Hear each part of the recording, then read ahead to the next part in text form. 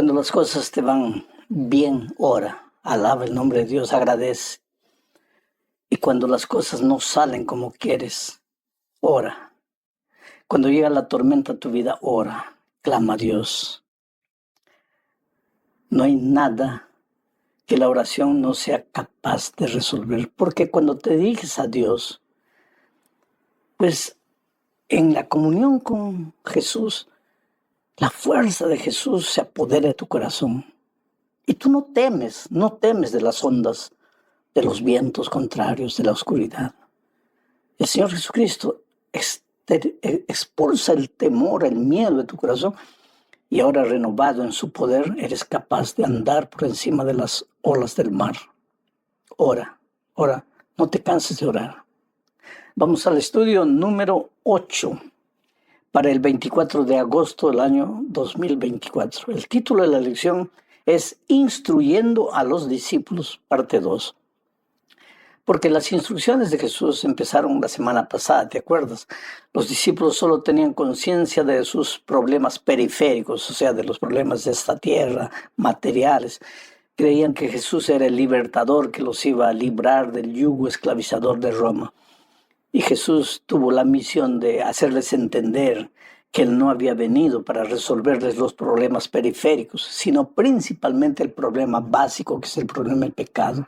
Jesús era el Mesías libertador del pecado, no era solo de los problemas que el instinto humano puede captar. Bueno, entonces el propósito de la lección de esta semana es seguir presentando importantes enseñanzas del Señor Jesucristo a sus seguidores, a sus discípulos que somos nosotros, particularmente en nuestra experiencia mientras caminamos hacia nuestro verdadero hogar en el cielo.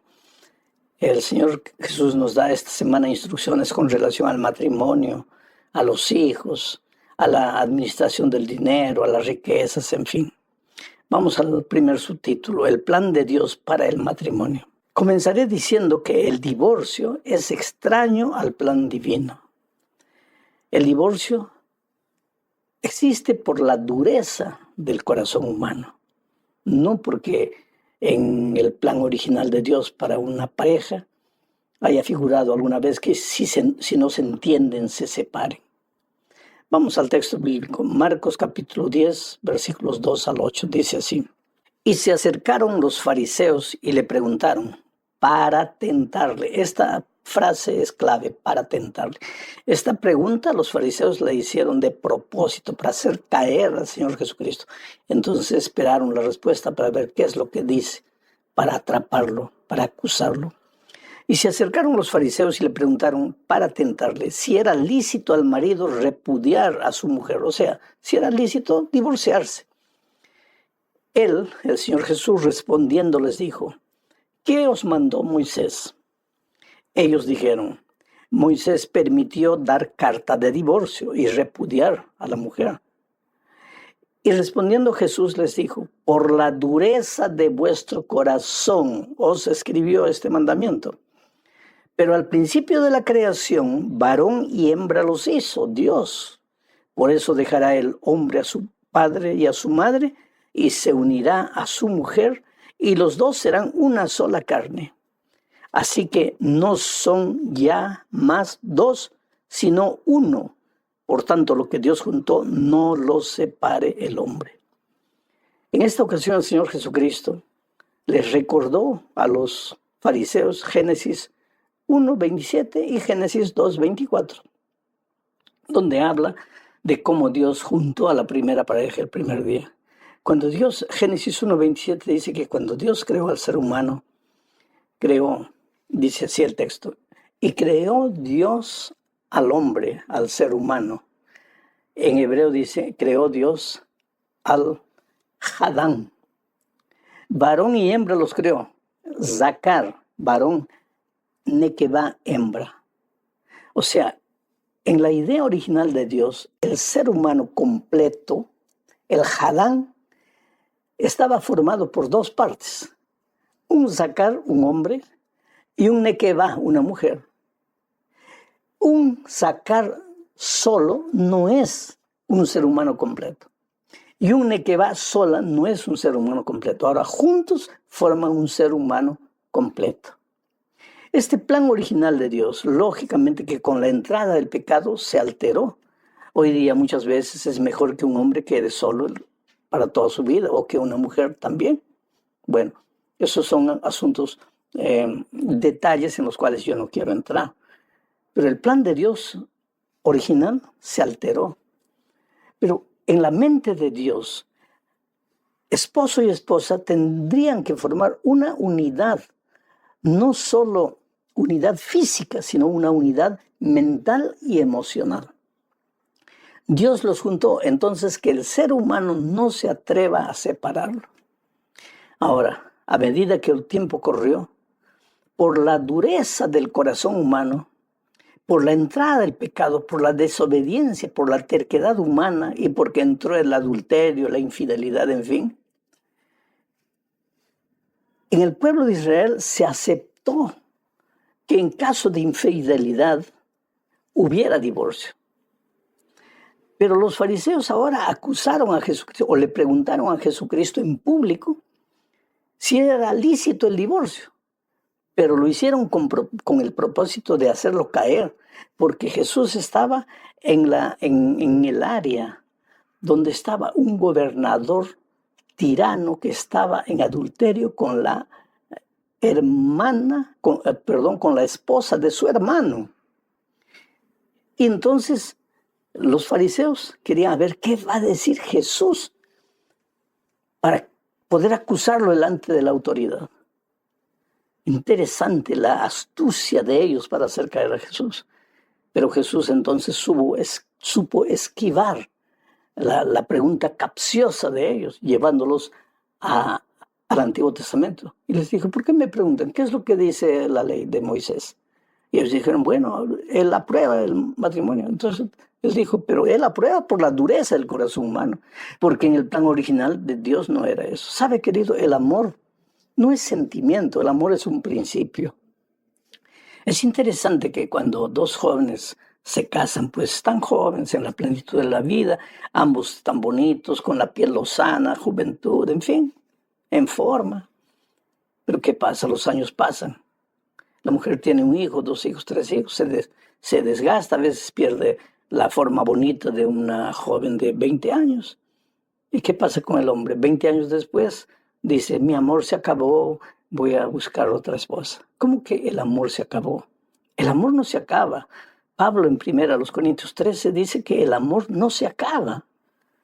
Se acaba la pasión, se acaba el sentimiento. Pero amor, el amor que debe unir a una pareja, no es sentimiento. El amor es un principio y el principio no acaba. Amo a mi esposa como ella es. La amo joven, la amo en mediana edad y la amo en la senectud de la vida, así como ella a mí.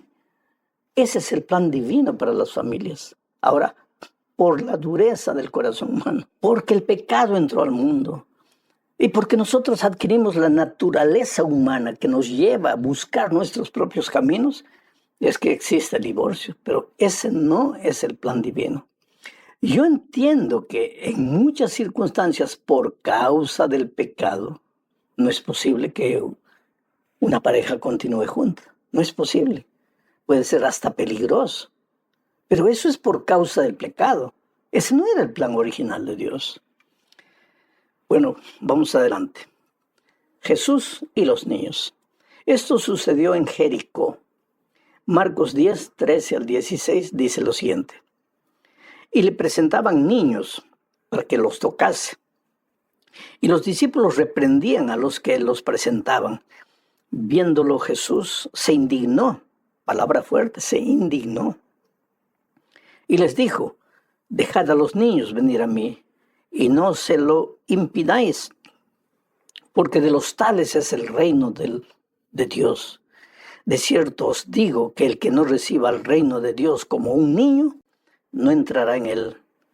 Y tomándolos en los brazos, poniendo las manos sobre ellos, los bendecía.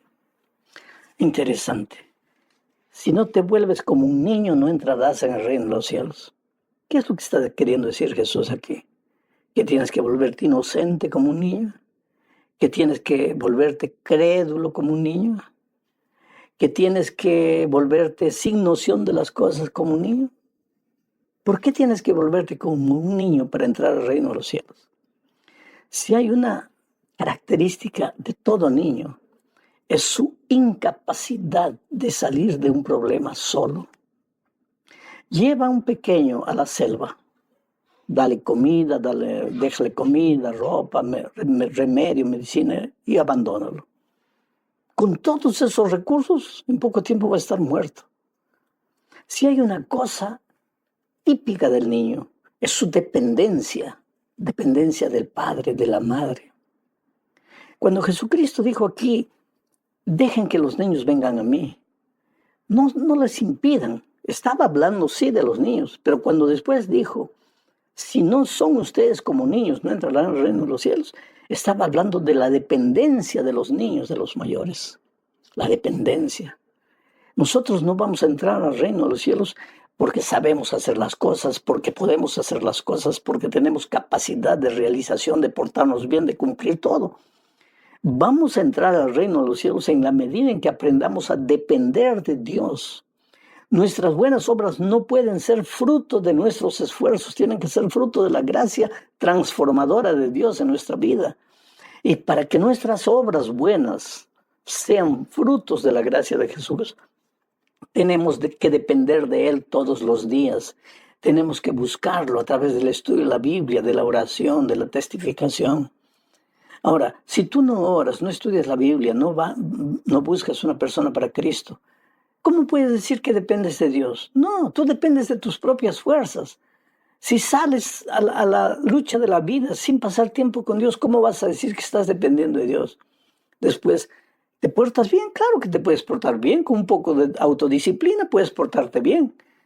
Pero las personas que no creen en Dios afuera, en el mundo, también no tienen un poco de autodisciplina y se van a salvar. No, porque la salvación es Cristo. Porque la salvación no depende de tus buenas obras, la salvación depende de tu dependencia de Cristo, de tu comunión con Cristo, y las buenas obras serán el resultado de esa comunión. Entonces serán buenas obras, pero no buenas obras de cáscara, sino buenas obras que nacen del corazón, frutos del Espíritu en tu vida. A la tercera parte, vamos, dice así, la mejor inversión. Y aquí vamos a hablar del joven rico. Leo Marcos 10, 17 y 18. Dice, al salir él, Jesús, para seguir su camino, ¿salir de dónde? De Jericó. Vino uno corriendo e hincando la rodilla delante de él, le preguntó, Maestro bueno, ¿qué haré para heredar la vida eterna? Jesús le dijo, ¿por qué me llamas bueno? Ninguno hay bueno, sino solo uno, Dios.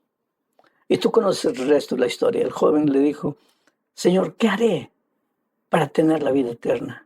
Y Jesús le dijo, va, vende todo lo que tienes, dalo a los pobres y ven y sígueme. Para entender este asunto del joven rico, hay que entender lo que acabo de decir en la parte anterior, la dependencia de Dios. Tienes que volverte como un niño, a depender de Dios para entrar en el reino de los cielos. Ahora viene el joven rico y se arrodilla. ¿Qué haré para heredar la vida eterna? Es que el joven rico es el típico judío que quiere hacer algo para recibir la recompensa. Para él la salvación es la recompensa por portarse bien. ¿Qué haré para heredar la vida eterna? Y tú sabes que hoy hay muchos cristianos que piensan que la salvación va a ser porque no fueron para aquí, porque no fueron para allá, porque no comieron esto, porque no vistieron esto, porque no escucharon esto. Quiere decir que esas cosas determinan su salvación y eso no es verdad, querido. Pero por otro lado, el hecho de que tú eres salvo en Cristo no quiere decir que tienes que vivir como quieras, que tienes que vestirte como quieras, portarte como quieras, conducirte como quieras. No. ¿Por qué será tan difícil mantener el equilibrio? Vivir en Cristo, depender de Cristo, buscar la gracia maravillosa de Cristo y después permitir que brote de manera natural las buenas obras en la vida del cristiano. El asunto es que cuando una persona dice, Yo dependo de Cristo, yo creo en la gracia de Cristo, yo vivo en Cristo. Lo primero para mí es Cristo. Cristo es lo único, Cristo es el principio, el medio y el fin. Pero no anda en los caminos de Dios, es porque lo que Él dice, que Cristo en mí, que todo es pura palabra, pura teoría vacía, pura música que canta, que emociona, pero no es realidad que vive, querido, porque la verdadera dependencia de Cristo, vuelvo a repetir, involucra el estudio diario de la palabra de Dios, la oración en todo tiempo y el traer una persona para Cristo. Ahí sí estás dependiendo de Cristo. Y cuando tú haces eso de manera natural, van a aparecer los buenos frutos en tu vida. El joven rico es el típico muchacho que estaba dentro de la iglesia y estaba perdido. Cumplía todo, seguía todo, guardaba, porque cuando el Señor Jesús le dijo, guarda los mandamientos, él dijo, ¿pero qué mandamientos, Señor? Pues no matarás, no robarás, no cometerás adulterio. Pero Señor, todo eso yo guardo desde cuando soy un joven. Ahí está tu problema. Tú haces todo eso, pero tu corazón no es mío. Yo no estoy en tu corazón está el dinero. Entonces, ¿quieres ser feliz de verdad? Abandona el dinero, vende todo lo que tienes, dalo a los pobres, sígueme. Cuidado con salir ahora y vender todo lo que tienes y darlo a los pobres, porque mañana ¿cómo comes? ¿Cómo cumples tus responsabilidades en esta vida? Lo que el Señor Jesús les estaba diciendo era, colócame a mí en primer lugar, porque en este momento el dinero está en tu corazón y tú puedes respirar aliviado diciendo, bueno, gracias a Dios yo no tengo dinero, sí. Pero de repente la música está en primer lugar, de repente el internet está en primer lugar, de repente la esposa, el esposo está en primer lugar, de repente una filosofía de vida está en primer lugar y Jesús está por último. Eso es lo que Jesús estaba diciendo. Colócame a mí en primer lugar, porque si no me colocas en primer lugar, nunca vas a ser feliz en la vida cristiana.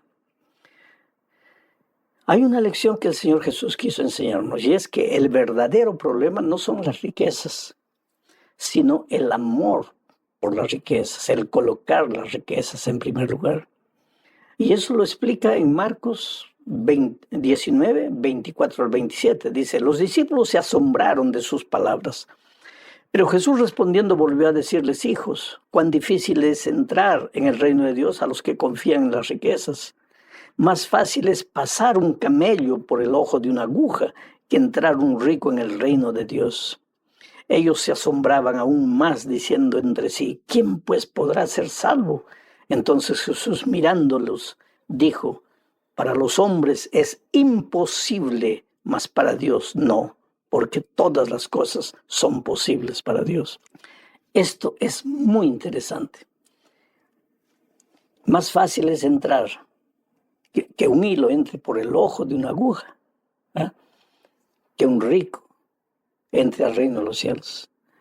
Y se ha aquí hecho muchas conjeturas. Hay gente que dice, no, es que el ojo de la aguja era un hueco al lado de la puerta principal y el camello para pasar con la carga no podía pasar, tenía que desvencijarse la carga y después arrastrarse para entrar.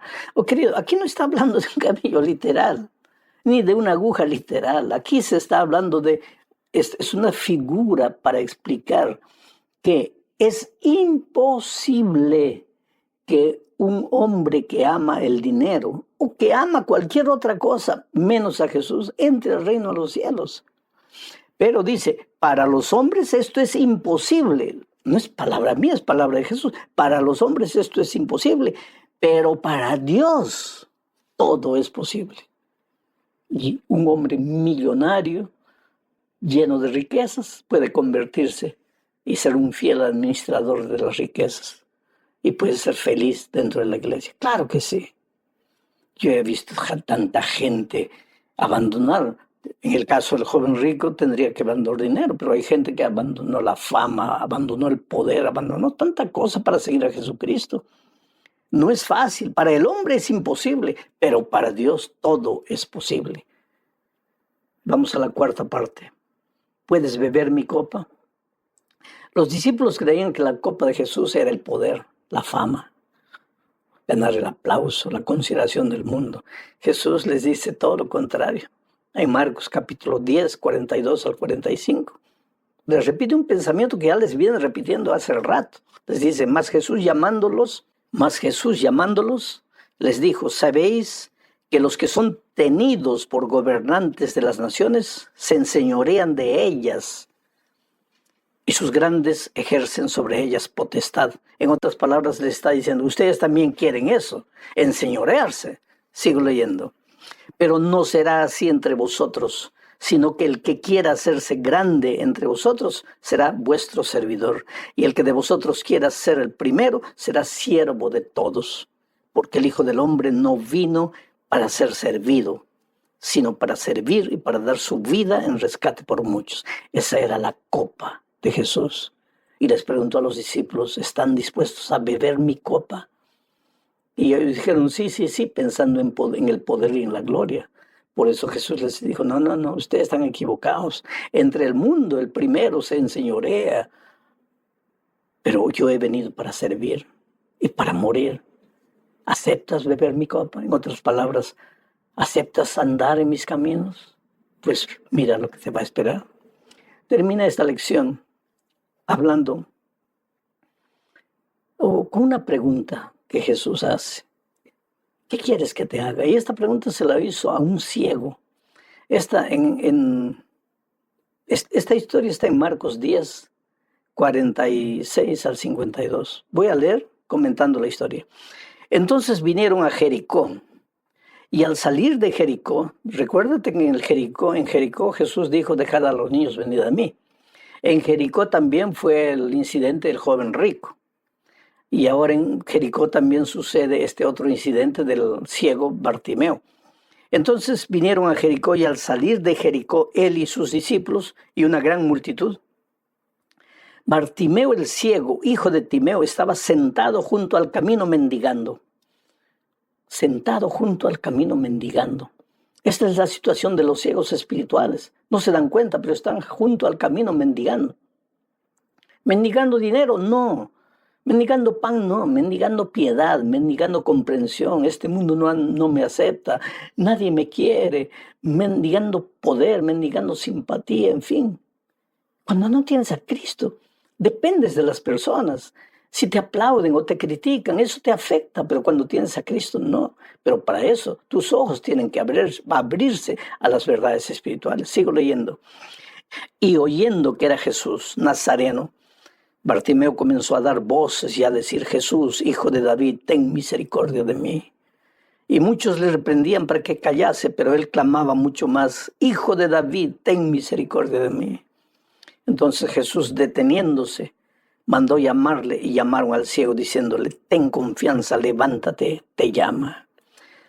En las grandes reuniones de evangelismo, ¿cuántas veces yo llamo a las personas para venir a Jesús?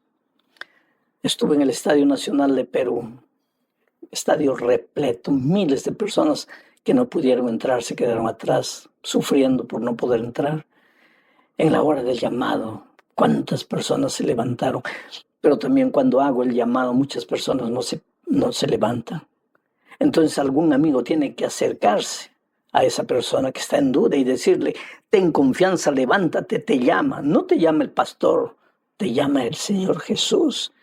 Y Jesús cuando llama, no te llama para hacerte mal, te llama para hacerte bien. Recuérdate eso. Bartimeo entonces, arrojando su capa, se levantó. Arrojando su capa. ¿Para qué tenía la capa? Para abrigarse, porque vivía en la calle, mendigando.